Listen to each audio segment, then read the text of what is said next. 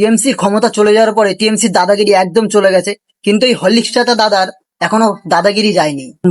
তুই কাঠমিস্ত্রি সোমদার বাড়িতে কাজ করে, এবং বাড়িতে যখন সোমদার কাছে টাকা চাইতে যায়, সোমদা তার সাথে কি কি করে দেখো। আমার ওনার সাথে কন্ট্রাক্ট হয়েছিল 55,000 টাকায় শুধু ওয়াল ক্যাবিনেট আমার 80% কমপ্লিট হয়ে গেছে। তারপরে উনি আদার্স কাজ আর সাথে ওর সাথে অ্যাড করে দিয়েছে, সেই বিলটা গিয়ে দাঁড়িয়েছে আপনার 79,800। আমি পয়সা চেয়েছি বলে আমাকে দিন পর দিন আজকে দেবো কালকে দেবো করে গেছে। এখন দাদা নেই, পরে ডাকছি ফোন করে, এই করে করে আজকে 3.5 মাস হয়ে গেছে। তো ওর সিকিউরিটি গার্ড আমাকে ধমকি দেয়, বাড়ি থেকে তুলে আনবো, মারবো, ধরে এই করবো এই করবো। আমি বলার মধ্যে বলেছি, স্যার দেখুন আমি তো গরিব মানুষ, আমাকে মেটেরিয়াল কেনার পয়সা না দিলে আমি কাজটা করবো কোথা থেকে? বলতেই আমাকে সোমদা মারলো ধরে। আমার ফোনটাও কেটে নিয়েছে, বেরোতে দেয়নি, সিকিউরিটি গার্ডদের বলে রেখেছিল ওকে বেরোতে দেবে না। সোম আমার গায়ে হাত দিয়েছে, আমাকে মানে ঠেসে লিফটের গায়ে ঠেলান দিয়ে ঘুষি মারতে গেছিল, আমি হাত বাঁচিয়ে নিয়ে নিয়েছিলাম, আমার মুখ কেটে।